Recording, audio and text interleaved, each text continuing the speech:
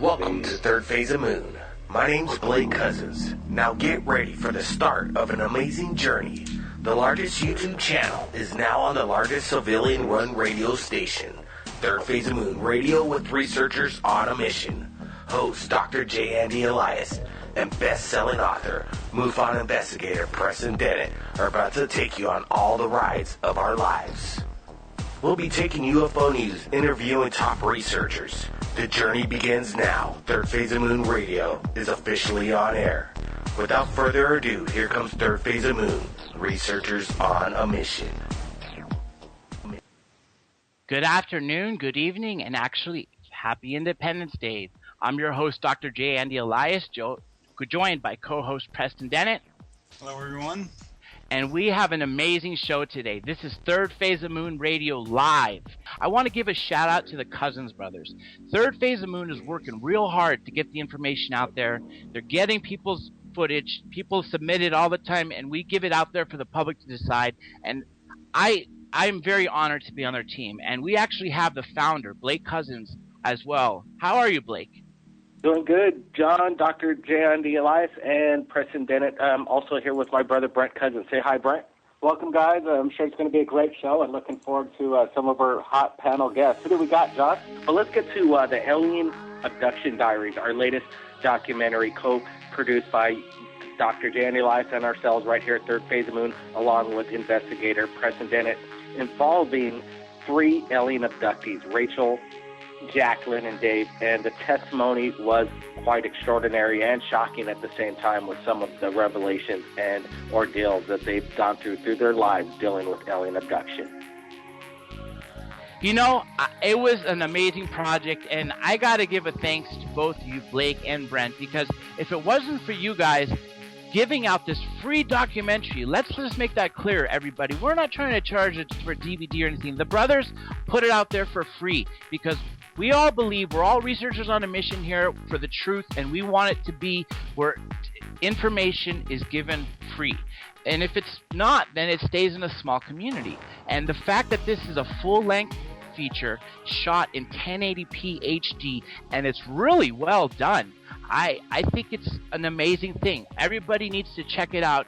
We spoke to 3 abductees, and they told some of the craziest stories. What did you think about them, Blake and Preston? I've talked to a lot of people who've had this type of experience, and it always strikes me how sincere these people are. They don't really want to talk about it. They're not out to make a fast buck.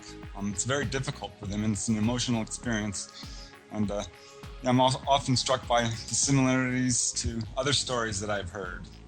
So yeah, it was amazing. People state their opinions, claiming that these are people that are lying, just trying to get their face out to tell a falsehood story, just for some reason, claims to fame. I don't know what it is. We at Third Phase of Moon have not paid a single penny to anybody to come forward to talk on Third Phase of Moon, nor will we in the future.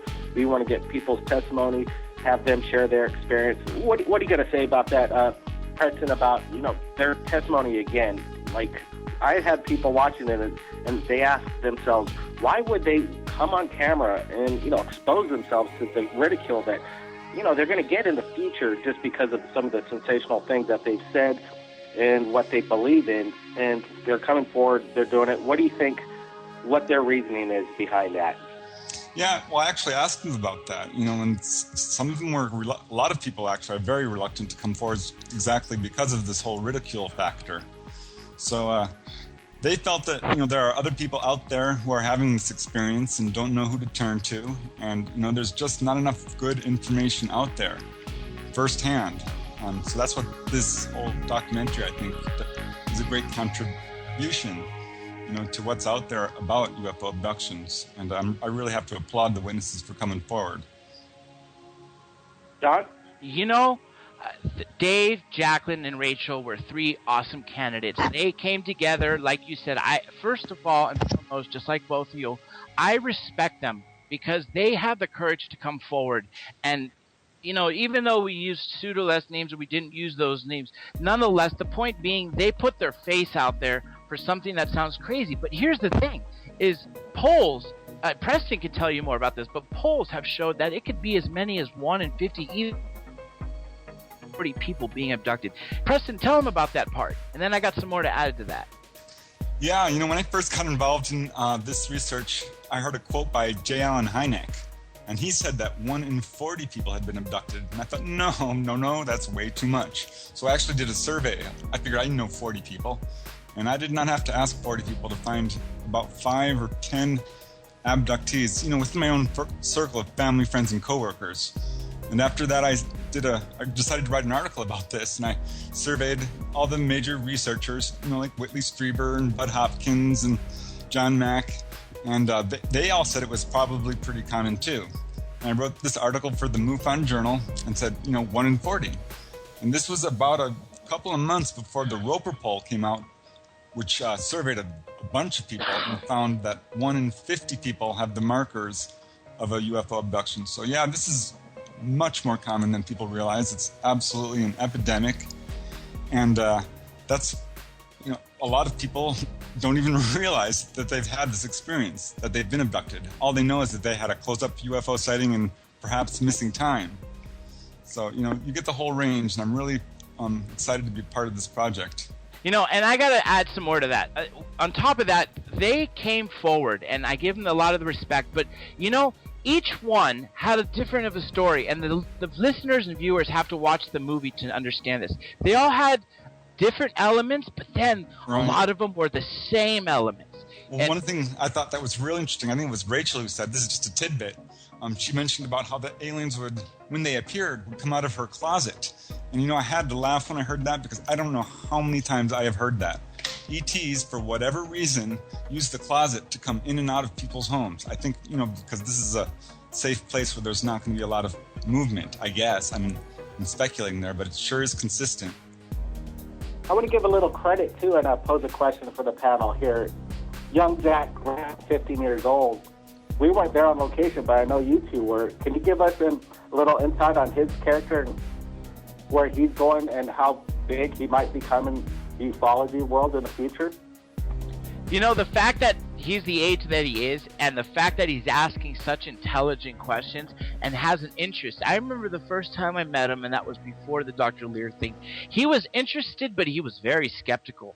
And then after seeing the implant, after hearing from the scientist, after hearing Dr. Lear's testimony, and the whole thing, after asking those third phase of moon questions, he became convinced. And this last time around, when we did the Alien Abduction Diaries, you can tell that he's obviously been researching this on his own. He's a very intelligent young man, and I truly can see this kid getting places in investigative journalism, especially in this. Maybe he might be the one to help crack it open. We don't know, but what's really important is that he's from that young generation, that generation that was not alive when all the major stuff happened. That young generation that before he was born, we were promised disclosure that year, from 88. I could testify to 88. Preston, I don't know. He goes back way before me, so he could tell you when they were talking about it. But the point being is the young generation, when they go to elementary school, it's science fact that the Kepler telescope is finding solar systems with planets revolving around them. And it's science fact that they're finding planets that have what they call habitable life. Now, we don't know if you could live there because it's just we check the eclipse on the sun. But the point being is when we were in elementary school, all of us here on this panel, it was science fact that there was no other planets anywhere else in the universe. They were all stars, no planets. And the fact that that's changed and the young generation has such a big open mind about it, I think that's going to make a big difference, because it's it doesn't take a genius to figure out that they're going to be the ones ruling the world, in the next few decades, because it's going to become their time. Yeah, I agree. Jack is exactly the kind of person we need in this field, and it certainly is a field that's ripe for research, and it's a different generation, and I'm sure that, with everyone believing in UFOs now, the majority of people do believe in UFOs, I think that it's going to be a lot easier for research to move forward. And as far as disclosure, ever since I got involved in this field, it's been rumored to happen. But, I have to say, I feel like it's really getting a lot closer now because of all this, people like Jack, who are doing this kind of research. And so, I think we're going to see some real big changes very soon in this field in particular. What I find interesting in the comments coming through, constantly, how many comments so far on right there, Brent? 114 comments so far on the Alien Abduction Diaries. We want people to comment. Feel free to go to Third Phase of the Moon, check out the Abduction Alien Diaries, and find out for yourself what this is all about. One thing I do see in the comments that are quite consistent is also, along with the ridicule, obviously, there's a lot of people out there that say mean things when they don't understand what people are talking about or what the subject matter is. But then there's a lot of people saying they really appreciated the documentary coming out, the candidness of the abductees, and explaining their experiences, because, like you said, 1 out of 40, maybe 4 million people in the United States alone being abducted, and a worldwide phenomenon. This should get legs. People relate with the story, and they thank the Third Phase of the Moon quite a bit for putting out the word and going along with this this project that we put out. And also thanks to Dr. J. and Elias for putting and finding the people right there in L.A. to share their stories. Yeah, I think there are a lot of people who are going to benefit from this, because I know there are a lot of people out there who have experienced this. I recently interviewed a fireman, and he and his whole family have been having experiences. He at first thought it was some sort of a negative religious experience, that he was seeing demons coming into his bedroom. What he recalled is waking up and he was floating over his bed, and he saw these strange figures, which he now knows are greys, come into his room. And he was actually floating above his bed, and it terrified him really, really badly. And that's all he really remembers of that particular incident, except his son also said that he had a very strange night, but refuses to talk about it. And he's had experience. Preston, do you think maybe after showing them this new Alien Abduction Diaries documentary that maybe they might want to come forward and get the Third Phase of the Moon team to investigate, see what's going on with the fireman's family? I can ask him. I know that he was pretty traumatized by the whole thing and was very reluctant to come forward, but his fellow employees found out because they were watching a UFO program, and he gasped when he saw one of the drawings. He's like, "Oh, that's what I saw." And they all turned to him, looked at him like he was crazy. So he's pretty shook up about it right now, and he's continuing to have experiences actually. But I don't know. I'll ask him. Well, you could ask him, and if we need to shade the face and blur the face, as long as we could get the testimony, we want to get the word out, the experience. Also, I want to get your comments, both you and Dr. J. and Eliza, about Brent Cousins' concept sketch art of the abductees and visions and their experiences with aliens. Hey, Brent, I gotta say, hands down, that is some amazing artwork, and you do it so damn well and so damn quick. I am truly, truly impressed. I had no idea about that. I knew you guys were artistic in nature, but Brent, you pulling those off is freaking amazing. Knock on wood, I can't even draw a straight line without a ruler, and that's not good, but you draw them so accurately and so good looking. The pictures are truly works of art. Yeah, I appreciate that. And it really comes from the witnesses and their stories themselves. That's where I grab my inspiration from, and what they're trying to tell and express. And yeah, I'm an artist by nature, but it really helps and makes me to feel better producing and feeling an emotion into a drawing. So yeah, I love to put my artwork and share it into this kind of format. So I'm glad I could spread my artistic talents around. Thank you very much for those compliments. Oh, it's true. It's not even compliments. It's true. It's fact. But they are compliments too. But they are truly amazing.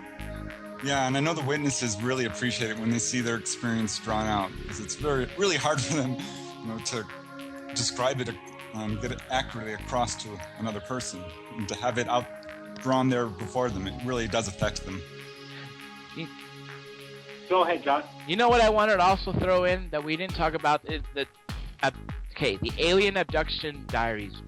We showcased the 3 amazing stories of these people who had the courage to come forward. But we had our expert, Preston Dennett. We didn't say this before, but for you listeners out there, he is truly an expert. He's invested so many cases It's unbelievable. 25 years he's done service to MUFON. He's been a MUFON field investigator and author of 17 books. One of them, my favorite, is UFOs over California. And where we were filming, by the way, are UFO hotspots.